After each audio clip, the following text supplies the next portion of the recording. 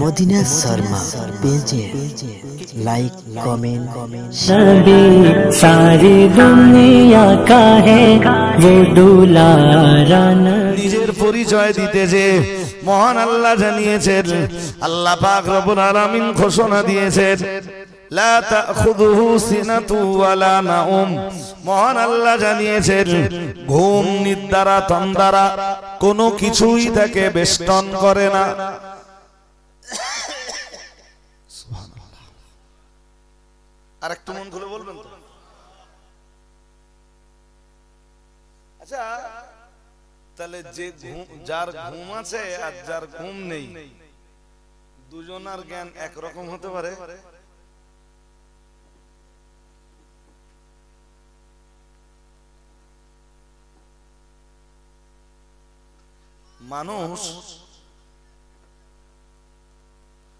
মানুষ যে যত জ্ঞানী হোক, একটা পিরিয়ডে বয়স জনিত কারণে তার জ্ঞান এবার লোপ পায়।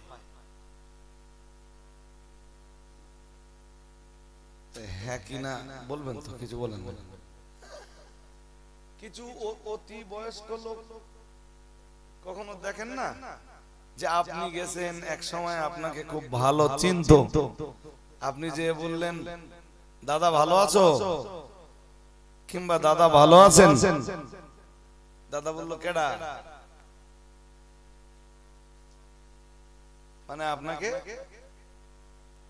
চিনতে পারছে না। শুধু তাই না, আপনি বললেন আমি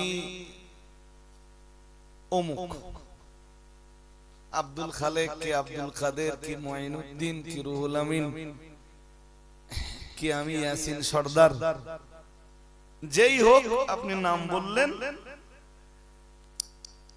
তো ইয়াসিন কেডা?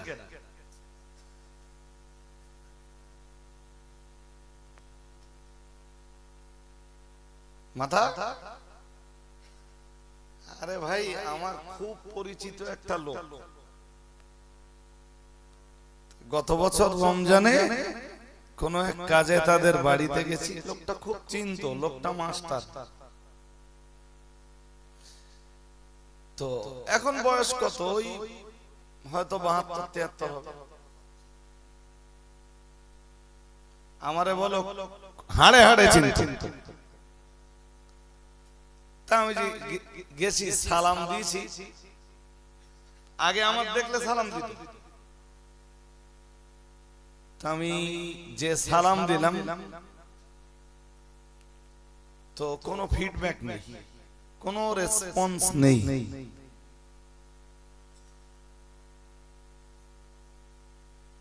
আমি একটু অবাক মতো হলাম। ছেলে মাস্টার মশাইয়ের ছেলে আমার বললে হুজুর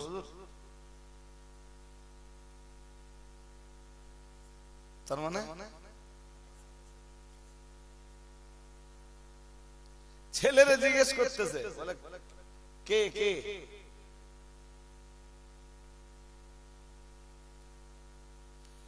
ছেলে বলছে রজব আলী সাহেব। চলছে রজব আলী সাহেব কে? রজব আলী?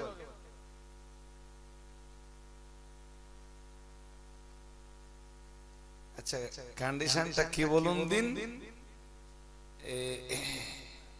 জ্ঞান বুদ্ধি লোপ পেতে পেতে, জ্ঞান বুদ্ধির ক্ষয় হতে হতে কোথায় নেমে গেছে? ওটা কোরআনে আছে। কোথায় আছে? কথা বলেন। কোরআনে আছে, সূরা হজ্জের 5 নম্বর আয়াত। তো 5 নম্বর আয়াতটা পুরো ব্যাখ্যা বিশ্লেষণ করতে গেলে আমার আজকের টোটাল ওয়াজ হুড়িয়ে যাবে।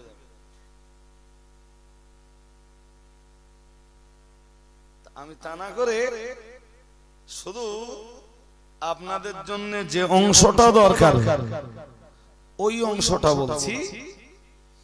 আল্লাহ বলেন অমিনকুম মাই ইউরাদ্দু ইলা আরযালিল উমুর,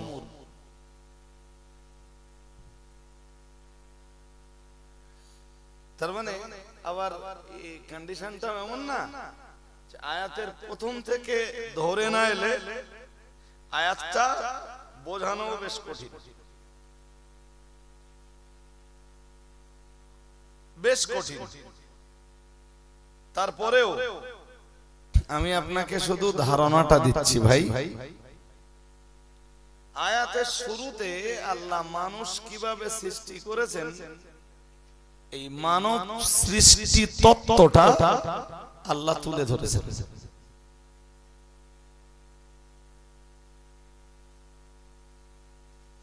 কি কি ভাবে তিনি মানুষ সৃষ্টি করেছেন তত্ত্বটা আল্লাহ তুলে ধরেছেন সূরা হজ্জের 5 নম্বর আয়াত। শুরু করেছেন ইয়া আইয়ুহান নাস ইন কুনতুম ফি রাইবিন মিনাল বা'থ ফাইন্না খালাকনাকুম মিন তুরাব সুম্মা মিন নুতফাতিন সুম্মা মিন আলাকাতিন সুম্মা মিন মুদগাতিন মুখাল্লাকাতিন ওয়া গায়রি মুখাল্লাকা লিনুবায়্যিনা লাকুম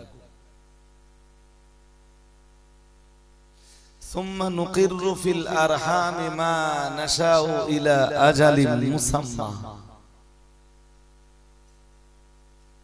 তো দেখুন নিতে পারেন কি আমি একটুখানি হালকা বলি। আল্লাহ বলেন কবর থেকে তোমাদের সবাইকে একদিন উঠতে হবে, এতে যদি তোমাদের কোনো সন্দেহ হয়। কবর থেকে আমরা আবার একদিন সবাই উঠবো না উঠবো না? জোর করে বলেন। বিশ্বাস পুরোপুরি না একটু একটু? বিশ্বাস যদি বিশ্বাসের ঘাটতি থাকলে বলো ঈমান চলে যাবে। এরে আর এই কবর থেকে আবার একবার আমরা সবাই উঠবো, এরে আরবিতে বলে বাস। কি বলে বলো? এখানে বাস বলতে ওই ওই না, এটা হলো বা আইন সা অথবা বে আইন তে, বাস সা সা। তো আল্লাহ বলেন বাসে যদি তোমাদের কোনো সন্দেহ হয়, হে মানব মণ্ডলী, মানব মণ্ডলীরে ডাকতেছেন মানে সবাইরে ডাকতেছেন না কারোরে বাদ দিচ্ছেন? আরে একটু জোর করে বলেন না। সবাইরে ডাকতে না? আমাদের প্রতিবেশী হিন্দু ভাই বলি, খ্রিস্টান বলি, ইহুদি বলি, নাসারা বলি, কিংবা বৌদ্ধ বলি, জৈন বলি, শিখ বলি, পারসিক বলি, পৃথিবীতে মানুষ বলে যারা পরিচিত সবাই আল্লাহ ডাকতেছেন।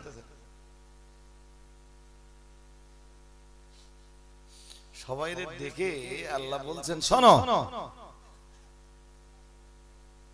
আমি একদিন কবর থেকে তোমাদের সবাইরে ওঠাবো,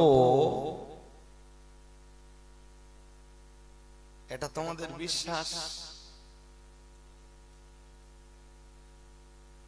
কোরআনে পরিষ্কার রয়েছে ওয়ান্নাল্লাহা ইয়াবআসু মান ফিল কুবুর।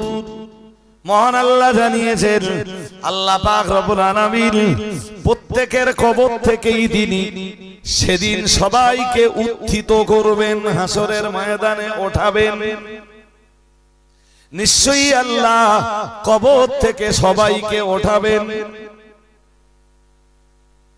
পারবেন না? পারবেন না? জোর করে বলুন। কি জন্য ওঠাবেন এটা একটু জানতে পারি? কিছু হ্যাঁ, কিসের হিসেব হবে?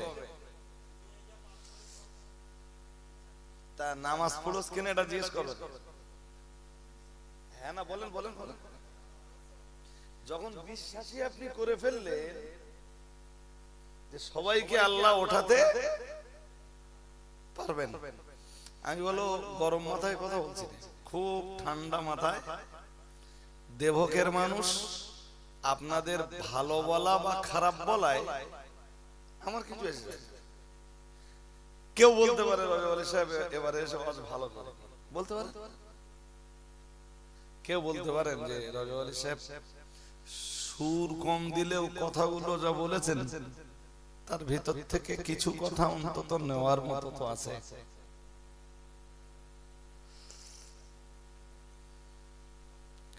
কি চ্যাম্পিয়ন করে আল্লাহ বললেন ইয়া আইয়ুহান নাস, হে মানব মণ্ডলী।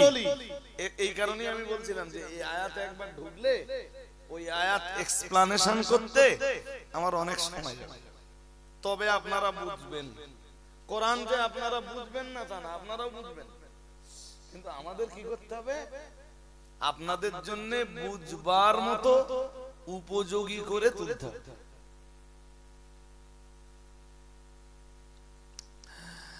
ইন কুনতুম ফি রাইবিম মিনাল বাগসি, পুনরুত্থানে, ওরে বাংলায় বলে পুনরুত্থান। কি বলে? সব কবর থেকে উঠে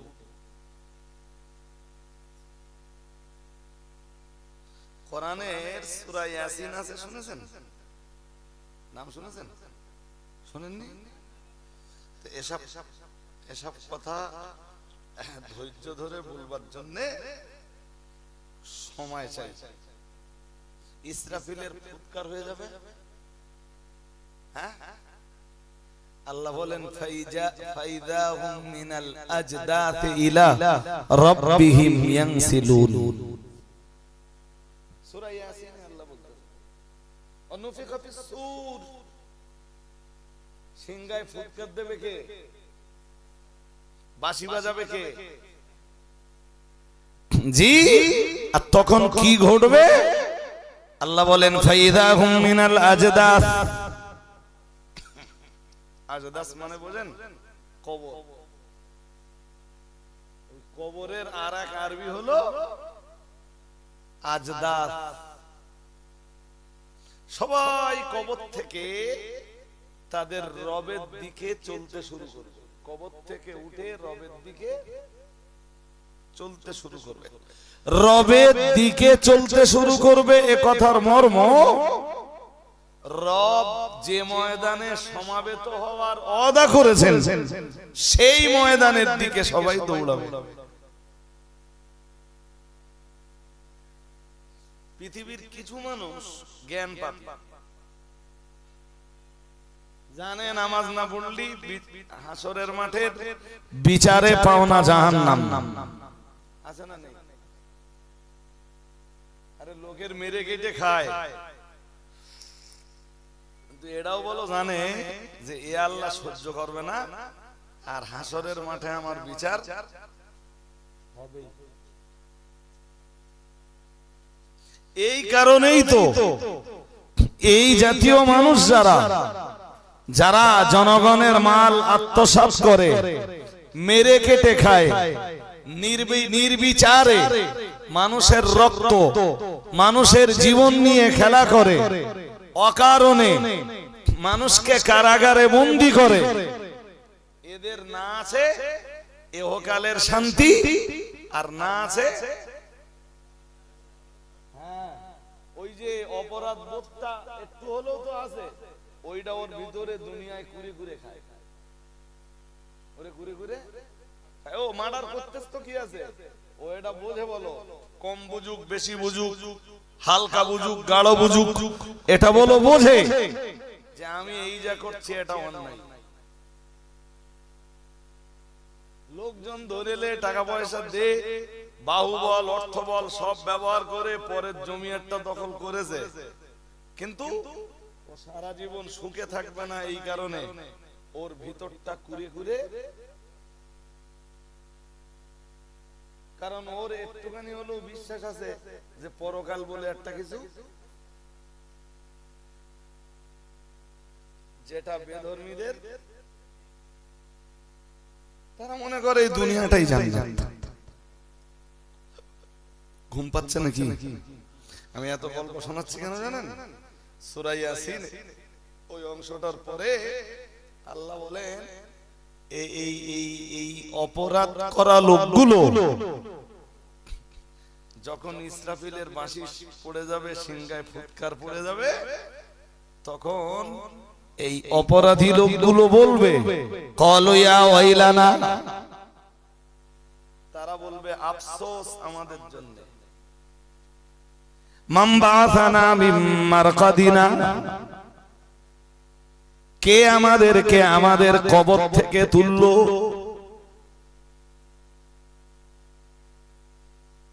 কে তুললো? এবারে উঠতেছি মানে বিচার হবে আর জাহান্নাম, আর জাহান্নামের সে শাস্তি কবরের শাস্তির চাইতে অনেক ভয়াবহ। তাই ওরা বলেই ফেলবে ক্বালু ইয়া ওয়াইলানা ওয়াইলানা মান বাআসানা মিন মারকাদিনা, কে কে কে আমাদেরকে আমাদের এই কবর থেকে তুললো? আল্লাহ পাক নিজেই জবাব দিয়েছেন হাযা মা ওয়াদার রহমান, আল্লাহ পাক রব্বুল আলামিন জানিয়েছেন এটা রহমানের ওয়াদা। কার ওয়াদা? কথা বলতে হবে, নাহলে আমি ওয়াজ বন্ধ করে দেব। বলো এই ওয়াদা কার? যিনি রহমান তিনি আল্লাহ, যিনি রহমান, তাই তো বলছেন আল্লাহ হাদা মা ওয়াদার রহমান, মহান আল্লাহ জানিয়েছেন এটা রহমানের ওয়াদা। ওয়াদা করেছেন না বহু আয়াত আল্লাহ, কথা বলে না? যেমন এক আয়াত আমি পড়ছিলাম না, আপনারা মাটি দেওয়ার সময়, মানুষ মাটি দেওয়ার সময় যে কি বলেন, যদিও কেউ কেউ বলছে এখন যে মানুষকে কবরস্থ করার সময় মিনহা খালাকনাকুম ওয়া ফিহা নুঈদুকুম ওয়া মিনহা নুখরিজুকুম বলা যাবে না, বিসমিল্লাহ বলে মাটি দাও। এরকম বলার লোক আছে না? হ্যাঁ না বলবা তো, লোক নেই? হ্যাঁ ভাই, এটা কি করে বোঝাই বলেন দিন? একটা গ্লাসে পানি যতটা ধরে তার চেয়ে বেশি পানি দিলে তো ধরবে না, ধরবে? ওয়ান নিতে পারবে? তা জান নেওয়ার যোগ্যতা যতটা সে ততটাই নেবে, তার চেয়ে বেশি নিতে পারবে না। একদম সহিহ সনদে বর্ণিত হাদিস রয়েছে যে রাসূলুল্লাহ কবরে মাটি রাখবার সময় এক মুষ্টি মাটি নিয়েছেন, পড়লেন মিনহা খালাকনাকুম, আবার এক মুষ্টি মাটি নিয়েছেন, পড়লেন ওয়া ফিহা নুঈদুকুম, আবার এক মুষ্টি মাটি নিলেন, নিয়ে বললেন অমিনাহা নুখরিজুকুম তারাতান উখরা। তো এই যে মানে দ্বিতীয়বার এক মুষ্টি মাটি যখন আপনারা নেন কবরের উপরে রেখে দেন, কি বলেন? অমিনাহা নুখরিজুকুম তারাতান উখরা, মহান আল্লাহ জানিয়েছেন এই মাটি থেকেই তোমাদেরকে একদিন বার করব, এই মাটি থেকেই তোমাদের দ্বিতীয়বার বার করব।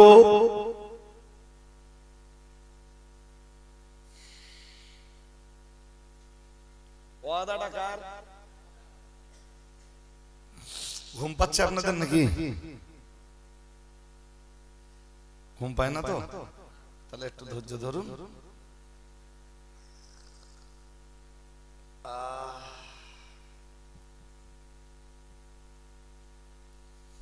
ঠিক ওই কথাটাই আল্লাহ কোরআনে বললেন হাযা মা ওয়াদার রহমান,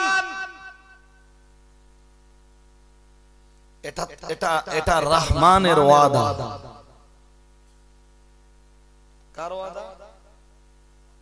আজকে যেভাবে বলছে আপনারা এইভাবে শেখেন। আল্লাহ কি বলবেন? ওরা যখন বলবে আমাদের কবর থেকে কে তুললো, কে উত্থিত করলো, ওরা বুঝতে পারবে যে এবার যে শাস্তি চাপবে সে শাস্তি কবরের শাস্তি অপেক্ষা আরো ভালোই তো ছিল। কে কে ওঠালো, কে আমাদেরকে তুললো, কে পুনরুত্থান ঘটালো? আল্লাহ জবাব দিবেন, আর জবাব দিয়েছেন কি কোরআনে। আল্লাহ পাক রব্বুল আলামিন জবাব দিয়েছেন, হাযা মা ওয়াদার রহমান, এটা রহমানের ওয়াদা। মহান আল্লাহ আবার জানিয়েছেন, ওয়াসাদাকাল মুরসালুন, আর এই কথার সত্যায়ন করেছেন तमाम দুনিয়ার নবী রাসূলরা। আরেকটু মন খুলে, সব নবী রাসূলরাই এসে ওই কথাটা সত্য বলে ঘোষণা দিয়েছেন, হ্যাঁ তোমাদের কবর থেকে একদিন উঠতে হবে। আল্লাহ বললেন এটা রহমানের ওয়াদা, আর মুরসালুন মুরসালিন নবী জিন যারা, হ্যাঁ এটা তারা সবাই সত্যায়ন করেছেন। ওয়াসাদাকাল মুরসালুন। এরপরে কি বলা হবে আমি আর যাচ্ছি না, ওই আয়াত যদি আমি আগাই তা আমি যেখানে শুরু করেছিলাম সেখানে আর ব্যাক করতে পারবো না। এতটা নসিহত কোরআন থেকে আমার কাছে শুনবার পর এবার দুটো কথা বুঝুন ভাই।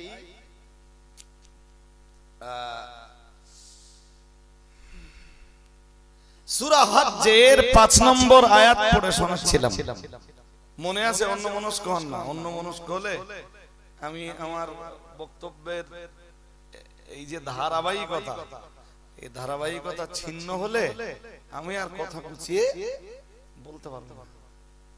আল্লাহ বলেন, ইয়া আইয়ুহান নাস, হে মানব মণ্ডলী, ইন কুনতুম ফি রাইবিন মিনাল বাসি, পুনরুত্থানে যদি তোমাদের সন্দেহ হয়। অবিশ্বাস তো করা যাবেই না, অবিশ্বাস করলে ঈমান চলে যাবে। অবিশ্বাস করলে কেন ঈমান যাবে? উত্তর দেন।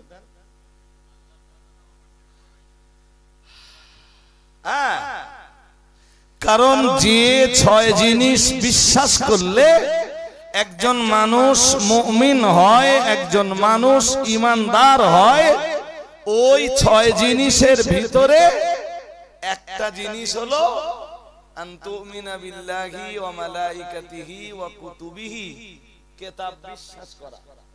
কি বিশ্বাস করা? তো আল্লাহ আমাদের হেদায়েতের জন্য যে কিতাবটা দিয়েছেন, কিতাবের নাম কি?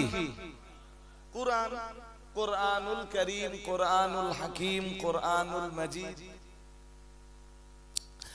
জি, তো এই কুরআনুল হাকীমে, এই কুরআনুল মাজিদেই তো বহু আয়াতে আল্লাহ পুনরুত্থানের কথা তুলে ধরেছেন।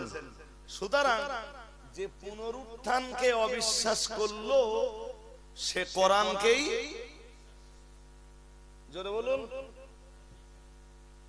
যে পুনরুত্থানে অবিশ্বাস করলো সে কোরআনকেই, আর যে কোরআন অবিশ্বাস করলো তার ঈমান।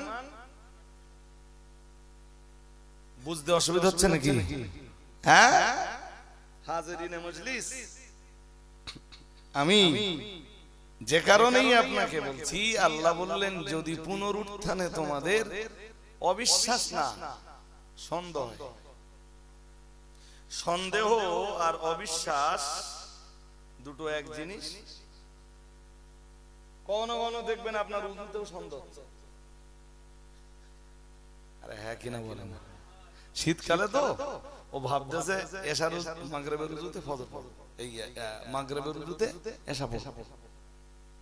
এন্ড ঠিক আযান যখন হচ্ছে তখন ওর মাঝে মাঝে মাঝে মাঝে সন্দেহ হচ্ছে, কি জানি উজু আছে না গেছে। শাক, ওরে আরবিতে বলে শাক, শিন কাপ শাক। ওর আরেক আরবি হলো রাইব। ওই যে ইন কুনতুম ফি রাইবিন মিনাল বাস, ইংরেজিতে বলে ডাউট। কিসে ডাউট? ফিল বাস। তোমার রব কবর থেকে তোমাকে ওঠাতে পারবেন, এতে যদি তোমার কোনো ডাউট হয়, তোমাদের যদি সন্দেহ হয়, হে মানব মণ্ডলী, তাহলে জেনে রাখো, ফাইন্না খালাকনাকুম মিন তুরাব, আমি আল্লাহ তোমাদেরকে মাটি থেকেই সৃষ্টি করেছিলাম। বলুন এই দেহ কিসের? গুগলে সার্চ করে দেখবেন মানুষের দেহে কি কি আছে, কি কি উপাদান আছে, দেখবেন যে মাটিতে উপাদান আছে যা যা মানুষের দেহে উপাদান আছে তাই তাই।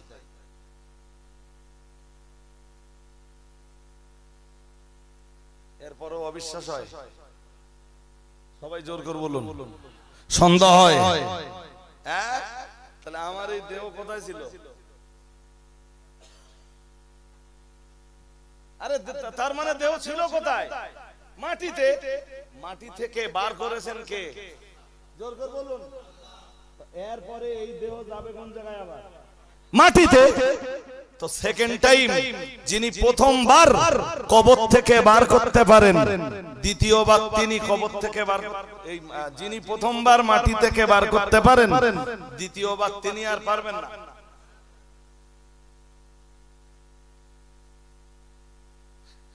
ওই কারণেই আল্লাহ বললেন যে তোমাদের যদি পুনরুত্থানে সন্দেহ হয় তাহলে জেনে রাখো তোমরা, ফাইন্না খালাকনাকুম মিন তুরাব, আমি বলো মাটি দিয়েই তোমাদের বানিয়েছি।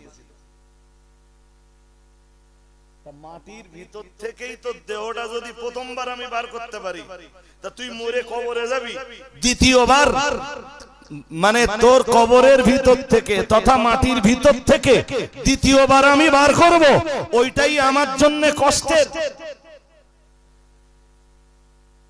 ওইটাই আমার জন্য দুঃসাধ্য বলে তোর বিশ্বাস? আল্লাহ বলেন সূরা তাগাবুন 28 পারা,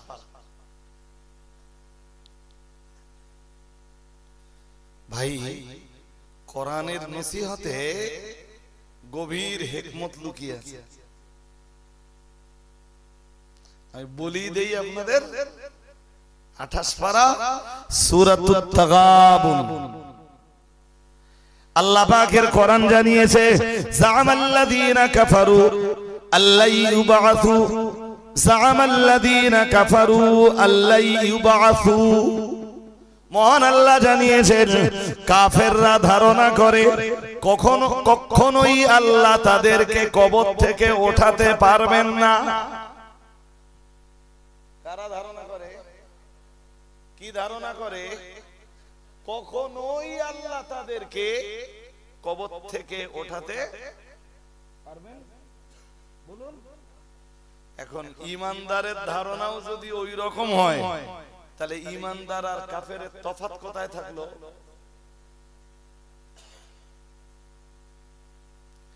কুল বালা ও রব্বি, মহান আল্লাহ জানিয়েছেন, ও নবী আপনি দুনিয়ার মানুষগুলোকে বলে দেন, বালা ও রব্বি, এটা আমার রবের কসম, হ্যাঁ এটা আমার রবের কসম, লাতুবআসুন্না, অবশ্যই তোমরা পুনরুত্থিত হবে। শুধু পুনরুত্থিত হবে আল্লাহ বললেন না, ওর আগে এমন একটা অক্ষর জুড়ে দিলেন আল্লাহ, যার মানে দাঁড়ায় অবশ্যই তোমরা পুনরুত্থিত হবে। সুম্মা লাতুনাব্বাউন্না বিমা আমিলতুম, মহান আল্লাহ জানিয়েছেন শুধু পুনরুত্থিত তোমরা হবে তাই না, হাসরের ময়দানে সমাবেত তোমরা হবে তাই না। আল্লাহ পাক রব্বুল আলামিন বললেন, সুম্মা লাতুনাব্বাউন্না বিমা আমিলতুম, তোমরা দুনিয়ায় যা করেছো সেদিন সব কিছুর সংবাদ তোমাদেরকে বলা হবে। আমি কি করেছি আমায় বলা হবে, আপনি কি করেছেন তার খবর আপনাকে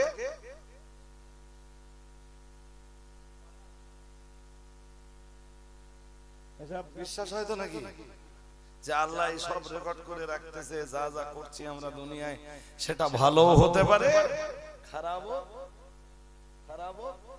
না। এরকম মনে হয় যে আল্লাহ এত মানুষের হিসাব রাখবে কি করে? মানুষ তো দুনিয়ায় কম না। আল্লাহ বলেন কোরআনে, ওই কারণে ওয়ামা তাসকুতু মিন ওয়ারাকাতিন ইল্লা ইয়ালামুহা, মহান আল্লাহ জানিয়েছেন, আল্লাহ পাক রব্বুল আলামিন জানিয়েছেন, দুনিয়াতে এমন কোন গাছের পাতা নেই যে গাছের পাতা ঝরে পড়ে অথচ আল্লাহ জানেন না। মহান আল্লাহ জানিয়েছেন, কোন গাছের পাতা যখন ঝরে পড়ে, কোন গাছের পাতা ঝরেছে, কোন শাখা থেকে ঝরে পড়েছে, কোন ডাল থেকে ঝরে পড়েছে, আমি আল্লাহ সেটাও জানি।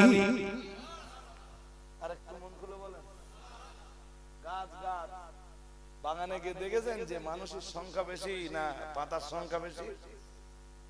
জোর করে বলেন, পাতার সংখ্যা বেশি। তো কোন গাছের পাতা ঝরে পড়লে কোন গাছের পাতা কোন ডাল থেকে ঝরে পড়েছে, ঝরে মাটির কোন জায়গায় পড়তেছে, সব খবর রাখেন কে? হ্যাঁ, তোমার আমার মতো এই কজন বান্দার খবর আল্লাহ রাখবে না?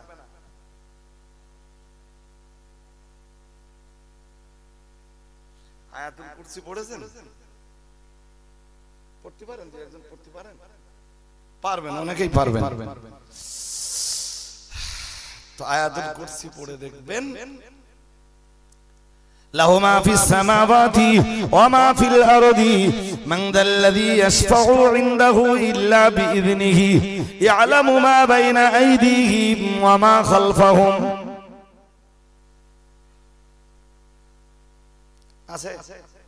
হ্যাঁ না কিছু?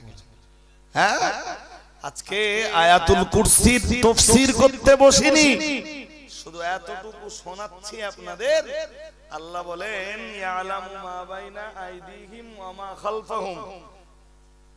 আমরা যখন সামনের দিকে চলি, সামনের দিকে চোখ রেখে চলি, পিছনে দেখতে পাই? জোর করে বলেন, ওই সেই কথাটা আবার ফিরে এলুম। এবার আমরা যখন সামনের দিকে মুখ করে চলি, পিছনে দেখতে পাই না। আর আল্লাহ বলেন, আমি আল্লাহ তাদের সামনেও দেখি পিছনেও দেখি। একটি আয়াতে আল্লাহ পাক ইরশাদ করেন, ফাযাক্কির, আপনি জিকির করুন।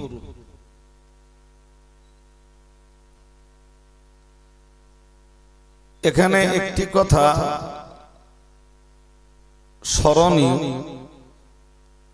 যে কোরআনুল কারীমে জিকির শব্দটি বহু অর্থে বা নানা অর্থে ব্যবহৃত হয়েছে।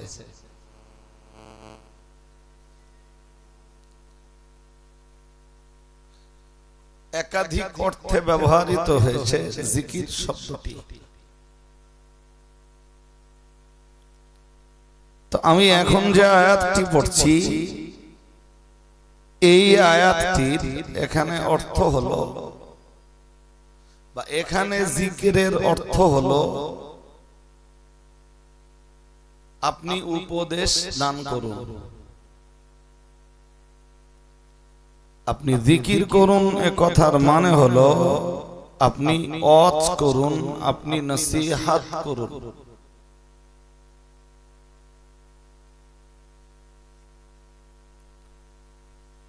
যাদের জন্য আল্লাহ নবীকে ওয়াজ করতে বলছেন, নিশ্চয়ই তারা মানব মণ্ডলী। সে মক্কার হোক, মক্কার বাইরের কোন শহরের লোক হোক, আর মদিনার লোক হোক, হেজাজ তায়েফের লোক হোক, হাদারমাউতের লোক হোক, রিয়াদের মানুষ হোক, ইয়ামানের মানুষ হোক, আর যেখানকারই মানুষই হোক, আল্লাহর নির্দেশ হলো ফাযাক্কির, আপনি জিকির করুন। এখানে জিকিরের অর্থ হলো আপনি উপদেশ দান করুন।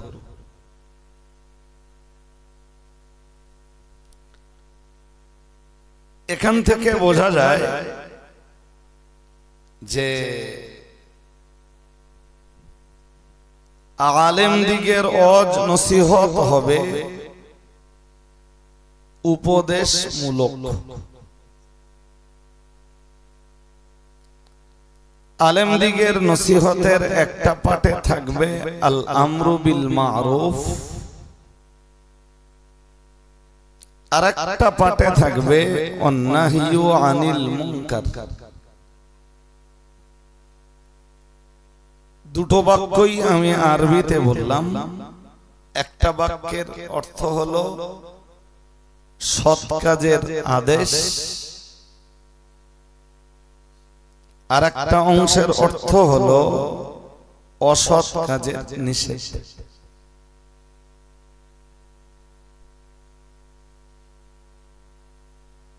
যারা আছেন এর চেয়ে বেশি শ্রোতা আমার লাগবে না। আর আমি আর কেউ আছেন? হুজুর আর কেউ আছেন? আমি শেষ শেষ তাবারুক কি আছে? হ্যাঁ হ্যাঁ, বিরানি করতো না কবছর, সে বন্ধ করতে। ও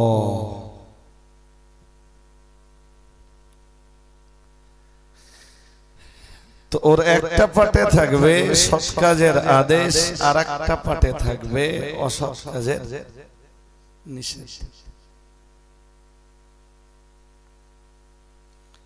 আমি একটা আয়াত পড়ি, পড়লে বুঝবেন। কুরআনুল কারীমে আল্লাহ বলেন, কুনতুম খায়রা উম্মাতিন। আল্লাহ বলেন তোমরা পৃথিবীর শ্রেষ্ঠ উম্মত। সুবহানাল্লাহ। আর একটু মন খুলে বলুন না। আমি আগের কোন হুজুরের শুনিনি, এসছি গাড়ি থেকে নেমেছি, সোজা এইটুকু রাস্তা হাঁটতে হাঁটতে স্টেজে এসে বসছি। কে কি ওয়াজ করেছেন আমার কাছে কোনো ধারণা নেই।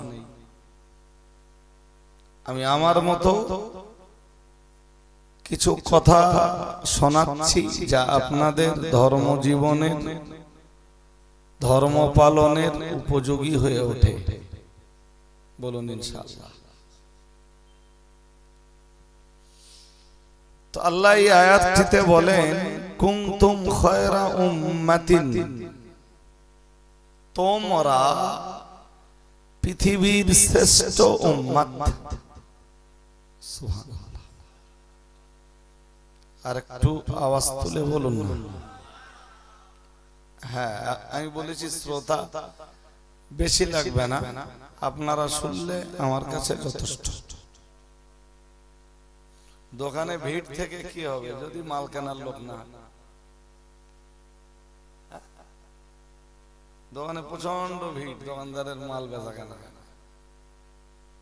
তো ভিড়ের কোনো দাম আছে? বরং ওই দোকানের তুলনায় সেই দোকান ভালো যে দোকানে ভিড় কম, সারাদিন বেচা কেনা হচ্ছে।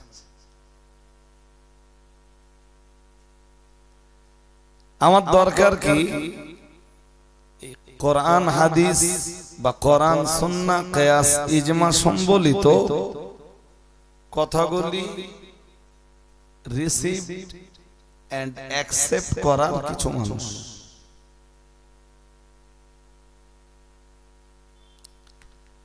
আয়াতটা কি ছিল? কুনতুম খায়রা উম্মাতিন উখরিজাত লিন-নাস, তোমরা পৃথিবীর শ্রেষ্ঠ উম্মত, শ্রেষ্ঠ জাতি। তোমরা কারা? আমরা। তোমরা বলতে উম্মতে মুহাম্মাদি। সুবহানাল্লাহ। নবীও শ্রেষ্ঠ, উম্মতও শ্রেষ্ঠ। নবী যেমন নবী দিগের ভিতরে শ্রেষ্ঠ, উম্মতেরাও উম্মতদের ভিতরে শ্রেষ্ঠ।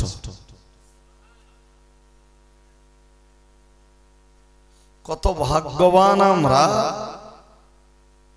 মুসা নবীর উম্মত হলে, ঈসা নবীর উম্মত হলে, ইব্রাহিম নবীর উম্মত হলে, নূহ নবীর উম্মত হলে, দাউদ সুলাইমান নবীর উম্মত হলে, ইসমাইল কিংবা ইসহাক নবীর উম্মত হলে, ইয়াকুব কিংবা নবী ইউসুফ আলাইহিস সালামের উম্মত হলে, অথবা বিগত নবী দিগের কোন নবীর উম্মত হলে এত মর্যাদা পেতাম না যে মর্যাদা আখিরি নবীর উম্মত হিসাবে আল্লাহ দান করেছেন।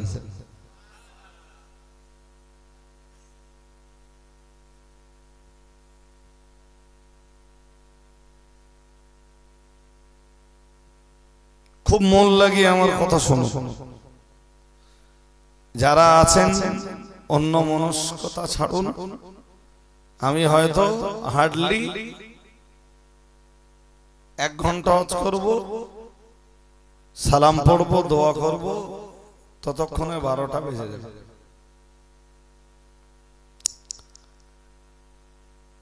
তো আমাদেরকে শ্রেষ্ঠ উম্মত কেন তিনি বানিয়েছেন?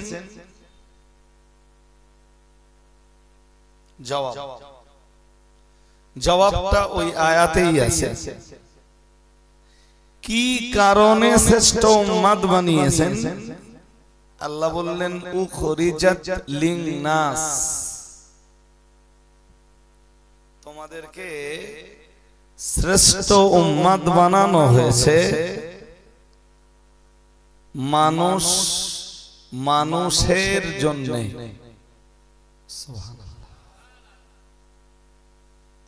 মানুষের জন্য মানে মানুষের কল্যাণের জন্য। মানুষের জন্য কথার মানে কি দাঁড়ায়? মানুষের কল্যাণের জন্য, মানুষের উপকারের জন্য, মানুষের মঙ্গলের জন্য, মানুষকে সহযোগিতার জন্য, মানুষের প্রতি মহানুভবতা প্রদর্শনের জন্য, মানবিকতা দেখানোর জন্য, এক কথায় মানব জীবনের কল্যাণের জন্য তোমাদেরকে বানানো হয়েছে শ্রেষ্ঠ উম্মত। সবাই একটু মিলেমিশে বললে ভালো হয় না? পরের কথাটা বুঝুন।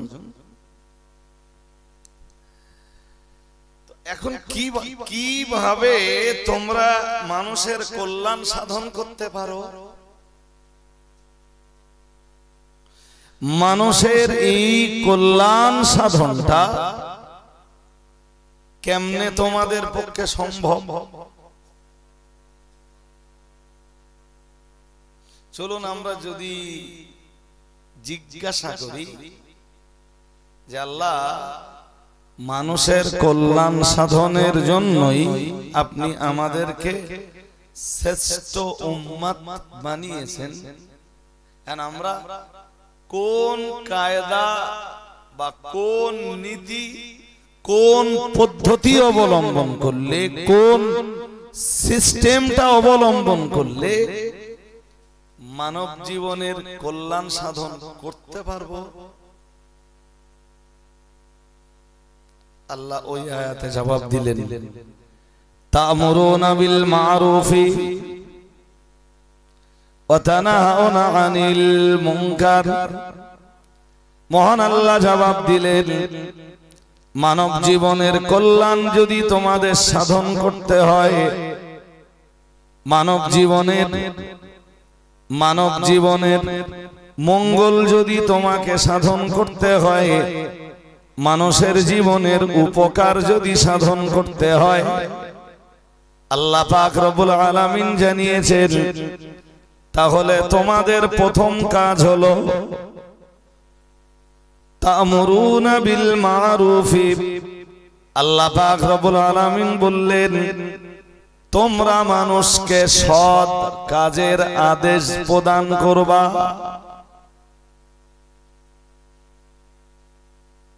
ওতেই মানুষের কল্যাণ হবে, ওতেই মানুষ উপকার পাবে। আর তুমি যে শ্রেষ্ঠ উম্মত, তোমার এই মানে উম্মত হিসাবে যে শ্রেষ্ঠত্ব, এই শ্রেষ্ঠত্বটাও বজায় থাকবে। কি করবা তুমি? মানুষের কল্যাণ সাধনের পদ্ধতি কি বলুন না? আমি বেকার বকতেছি এতক্ষণ। দেখেন, বকা যদি বেকার হয় তাহলে আমার আর আসবার মূল্যায়ন হবে না। আজকে প্রথম যে দাওয়াতটা ছিল, যে কোনো কারণে হোক দাওয়াতটা ক্যান্সেল হয়েছে। সন্ধ্যাবেলা থেকে বাড়িতে একরকম খুব বোর ছিলাম। এশার নামাজ কালাম পড়ে বাড়ি থেকে বেরিয়েছি, নিয়ত করেই এসেছি যে ছোট ছোট করে কিছু জ্ঞানমূলক কথা শুনবো।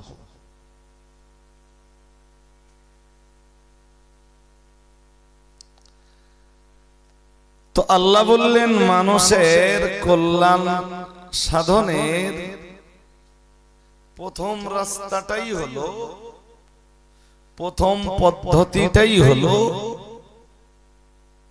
তুমি মানুষকে সৎ কাজের মানে ভালো কাজের আদেশ দাও। একজন বেনামাজিকে দেখে, মনে করুন একটা লোক বেনামাজি, তো আপনার সাথে লোকটার আন্তরিকতা আছে, সে প্রতিবেশিত্বের কারণে হতে পারে, সেটা ব্যবসা বাণিজ্যের কারণে হতে পারে, সেটা সামাজিকতার কারণে হতে পারে, সেটা বন্ধুত্বের কারণেও হতে পারে। আপনি কন্টিনিউ কনকনে একজন নামাজি, অথচ আপনার পাশের বাড়ির লোকটা, যার সাথে আপনার এত সম্পর্কের গভীরতা, সে নামাজ পড়ে না, সে মুসল্লি নয়। মেবি হতে পারে যে আপনি বারংবার তাকে নামাজের কথা বললে সে নামাজি হয়ে যাবে।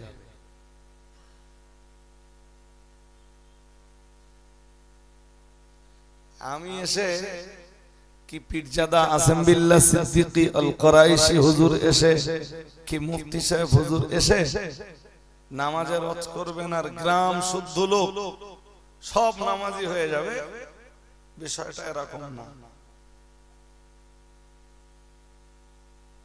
লোকটা আমার খুব ক্লোজ ফ্রেন্ড, অথচ আমার এত কাছের বন্ধু হওয়া সত্ত্বেও এত নামাজে ডাকে, আমি নামাজে যাই না কেন? আপনি একদিন খুব ঠান্ডা মাথায় তার একটু বলে বোঝান যে পৃথিবীতে বুদ্ধিমান তারা আল্লাহর জিকির করে যারা। সুবহানাল্লাহ। আর একটু মন খুলে বলেন, আমার কথা না বলো। আল্লাহ পাকের কোরআন জানিয়েছে, ইন্না ফি খালকিস সামাওয়াতি ওয়াল আরদি ইখতিলাফিল লাইলি ওয়ান নাহারি লায়াতিল লিউলিল আলবাব।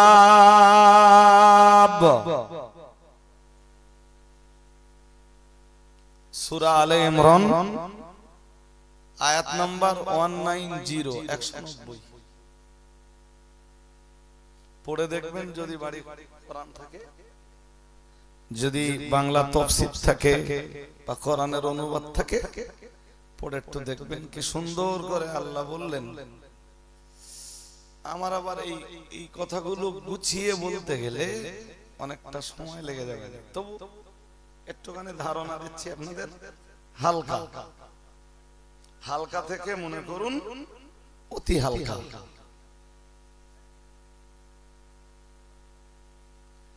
আমাদের মাথার উপরে বিশাল আকাশ, বিশাল আকাশ। বিজ্ঞান স্বীকার না করলেও কোরআনুল কারীমের বক্তব্য অনুপাতে আকাশের 7টা স্তর।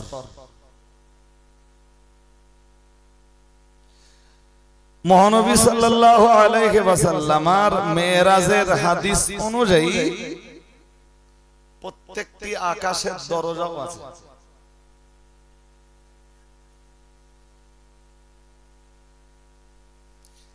এই মহাশূন্যকে আল্লাহ শক্ত মজবুত এক পদার্থ দিয়ে বেষ্টন করে রেখেছে।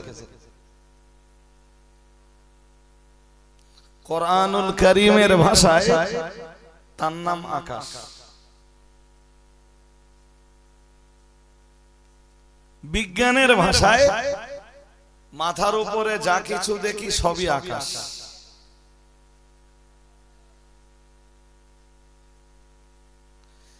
কিন্তু এই আকাশের যে অনেকগুলি স্তর,